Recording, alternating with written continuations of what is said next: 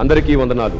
Survey జనా సుఖినో భవంతు. మనకు తెలియని దాని గురించి తెలుసుకోవాలనే తపనే మనకు లేకపోతే తెలియాల్సింది ఎంతున్నా సరే తెలియకుండానే మిగిలిపోతాం. అలా తెలుసుకోవడానికి శ్రద్ధ లేనివాడు మాట్లాడే అర్హతను కోల్పోతాడు. మనకు తెలియని దానిని ఎప్పుడు తెలుసుకుంటూనే ఉండాలి.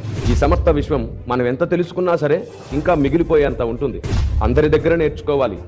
ప్రతి ఒక్కదానిని అర్థం చేసుకునే ప్రయత్నం చేయాలి. ఏదైనా ఒక విషయం గురించి ఒక అభిప్రాయానికి వచ్చే ముందు కావలసినంత సమగ్రమైన అవగాహన కావాలి.